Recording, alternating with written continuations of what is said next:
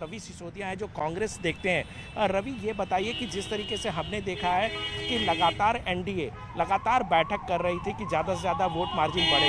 हमने देखा कि राहुल गांधी छुट्टी पे चले गए थे। अगर राहुल गांधी रहते और लगातार बैठक करते तो शायद ये मार्जिन जो है वो बढ़ नहीं सकता था। बिल्कुल देखिए, हालांकि कल रात को राहुल गांधी वापस आ गए हैं देश में। जहां तक मार्जिन की बात करें तो दोनों में आंकड़ा, अगर एनडीए की बात करें तो 439 उनके पास है और इंडिया ब्लॉक के पास 324 है। जो इनके पोलिंग एजेंट है उनको ये लगता है, उनको ये लग रहा है कि कहीं अगर अंतरात्मा की आवाज़ पर वोटिंग होती है, क्योंकि इसमें कोई व्हीप होता नहीं है, किसी तरह कोई व्हीप है नहीं, तो ऐसे उनको लग रहा है कि अगर क्रॉस वोटिंग होती है उसी के आधार पे है। अगर नंबर्स की अगर बात करें तो बहुत ज़्यादा मुश्किल होने वाली है इंडिया ब्लॉक के जो कैंडिडेट हैं उनको इस चुनाव जीतने के लिए। लेकिन उनको लग रहा है कि हो सकता है कि कहीं क्रॉस वोटिंग हो जाए, या फिर कुछ एमपीज हैं जो चूँकि तेलुगु स्पीकिंग हैं तो टीडीपी को लेकर उनको संभावना है कि टीडीपी कहीं उनके साथ सपोर्ट में चला जाए। तो ये चीज़ें टटोल रहे हैं वो, लेकिन बहुत ज़्यादा मुश्किल है जो कैंडिडेट हैं इंडिया अलायंस के उनके लिए जीतने के लिए। तो ये देख सकते हैं कि कहीं ना कहीं जो कांग्रेस है और ख़ासतौर पे इंडिया ब्लॉक है, वो भी इस बात को बखूबी जानती है कि जो संख्या बल है वो उनके हिसाब से नहीं है, बहुमत का आंकड़ा उनके पास नहीं है और वो चुनाव हार जाएंगे। लेकिन अंतर आत्मा जिसको लगातार हम बात कर रहे थे कि इसमें विप नहीं होता है, तो ऐसे में अगर क्रॉस वोटिंग होता है तो ये कहीं ना कहीं जीत हार का जो अंतर है वो कम कर देगा। इस पर सबकी निगाहें जरूर टिकी रहेगी। जी,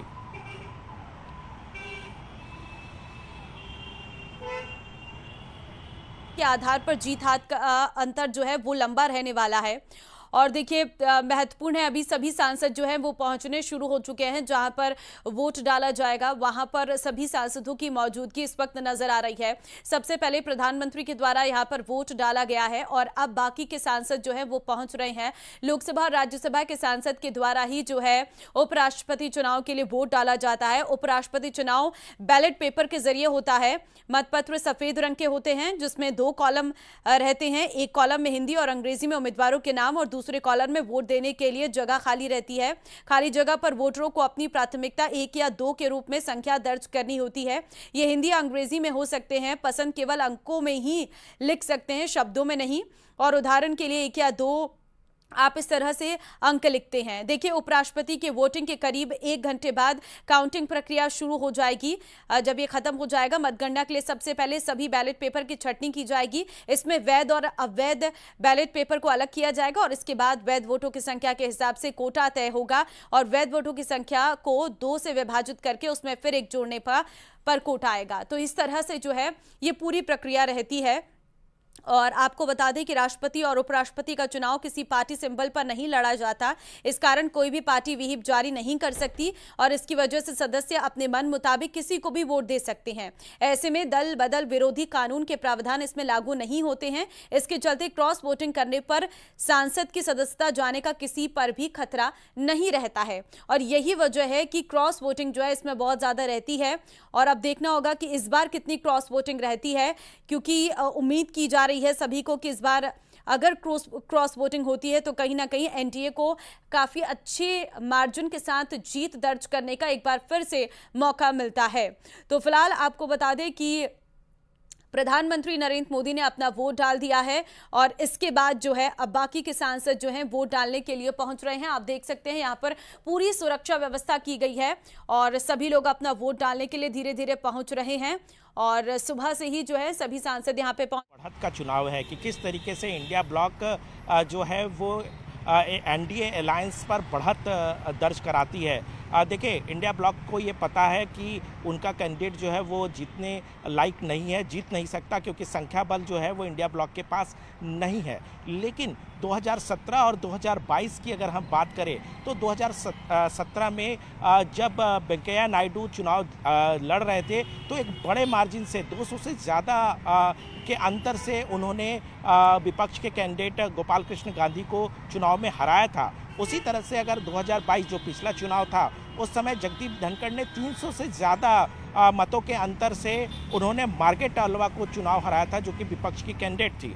यानी कि एक बेंचमार्क क्योंकि एक रिकॉर्ड अंतर से इन दोनों ने चुनाव जीता था, तो एक बेंचमार्क जरूर स्थापित हुआ था और उस समय ये कहीं ना कहीं देश में संदेश गया था कि एनडीए का जो स्ट्रेंथ है, एनडीए का जो अंकगणित है, एनडीए का जो समीकरण है वो बहुत मजबूत है।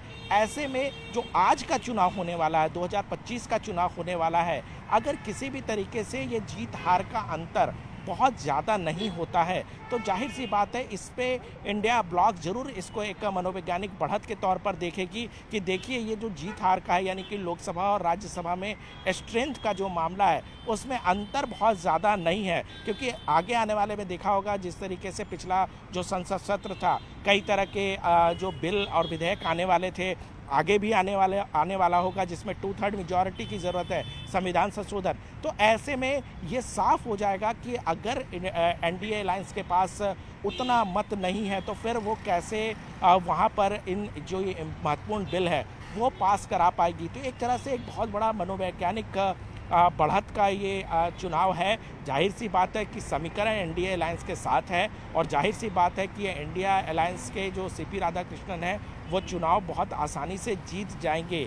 लेकिन आज सबकी नज़रें इस बात पर होगी कि राधाकृष्णन और जो विपक्ष के कैंडिडेट हैं उसमें अंतर कितना का होता है, कितना मत एनडीए कैंडिडेट को मिला, कितना मत जो है इंडिया ब्लॉक अलायंस को मिला, इस पर सबकी नज़रें होंगी। जी रहने वाला है कि सबकी नजरें इस पर रहेंगी कि कितना मत किसको मिला है, क्योंकि धनखड़ को अगर हम बात करें, जगदीप धनखड़ जो पूर्व उपराष्ट्रपति थे, उन्हें काफ़ी ज़्यादा वोट मिले थे और जीत वो काफ़ी अहम रही थी। और इससे पहले भी 3 साल पहले हुए चुनाव में पूर्व उपराष्ट्रपति ने 528 मतों से जीत हासिल की थी। देखिए यही क्रॉस वोटिंग पर जो है सबसे ज़्यादा सस्पेंस बना हुआ है। पिछली बार की तरह इस बार भी जगन मोहन रेड्डी की पार्टी वाईएसआर कांग्रेस ने सीपी राधाकृष्णन को समर्थन देने की घोषणा की है। वाईएसआरसीपी के पास कुल 11 सांसद है, 7 लोकसभा में और 4 राज्यसभा में हैं। वहीं अगर बात बीआरएस के करें तो उनके पास 4 और बीजेपी के 7 सांसद हैं। के मामले पर जो बीजेपी और एनडीए का संख्या बल है वो घट रहा है, लेकिन बहुत ज़्यादा असर बिहार चुनाव में पड़ता दिखेगा ये किसी भी तरीके से नहीं कहा जा सकता, क्योंकि बिहार विधानसभा चुनाव जो है वो अलग परिप्रेक्ष्य में चुनाव लड़ा जाएगा, अलग परिप्रेक्ष्य का चुनाव होता है बिहार में। वहाँ पर बहुत ज़्यादा जाति, धर्म, भाषा, बहुत तरह की चीज़ें हैं, उस पर चुनाव लड़ा जाता है। वहाँ पर आरजेडी कितनी मजबूत है, कांग्रेस कितना अपने ज़मीन को वो बनाती है, बीजेपी किस तरह से जेडीयू के साथ जाती है, सीटों का तालमेल किस तरीके का होता है, ये बहुत सारी चीज़ें हैं जो वहाँ पर उस बात का निर्णय करेगी कि आगे परिणाम कैसा होता है। लेकिन जिस बात का हम जिक्र कर रहे हैं कि कितने अंतर से जीत हार होगा, वो जरूर कहीं ना कहीं कांग्रेस उसको भुनाने की कोशिश आगे आने वाले समय में चुनाव के दौरान भी करेगी। जी बिल्कुल, जीत हार की कोशिश को आगे भुनाने का काम जरूर किया जाएगा। और बड़ी बात है ये, क्योंकि अगर बड़े मार्जिन से जीतती है एनडीए तो कहीं ना कहीं उसके लिए ये काफ़ी उत्साहित वाला माहौल रहेगा। लेकिन वोट का अंतर तो अपने आप में बहुत मायने रखता है। जीत तो एनडीए की यहाँ पर सुनिश्चित है, जीत तो निश्चित है, लेकिन बड़ी बात यह है कि किस तरह से वो आगे जाकर वोटों का गणित रहता है। क्योंकि उपराष्ट्रपति का चुनाव ऐसा होता है जिसमें कोई विहिप जारी नहीं की जा सकती है, और ऐसे में विहिप अगर जारी नहीं की जा सकती है तो जाहिर तौर पर क्रॉस वोटिंग होती है। और क्रॉस वोटिंग के बाद क्या आंकड़ा निकलकर सामने आता है ये अपने आप में बहुत बड़ा मायने रखता है। क्योंकि जगदीप धनखड़ की अगर हम बात करें, पूर्व उपराष्ट्रपति जिनके द्वारा अचानक से स्वास्थ्य का हवाला देकर इस पद से इस्तीफा दिया गया, और अब देखना होगा क्योंकि पूर्व उपराष्ट्रपति जगदीप धनखड़ को बहुत अच्छी संख्या में वोट मिले थे। सिर्फ एनडीए के ही उम्मीदवार नहीं बल्कि विपक्षी दलों के द्वारा भी उपराष्ट्रपति को समर्थन मिला था पूर्व उपराष्ट्रपति जगदीप धनखड़ को। अब इस बार कितने बड़े मार्जिन के साथ यहां पर एनडीए जीत दर्ज करती है, इस पर ही सभी की नजरें रहने वाली है। तो फिलहाल वोटिंग की प्रक्रिया शुरू हो चुकी है। प्रधानमंत्री नरेंद्र मोदी ने वोट डाल दिया है और बढ़ते हैं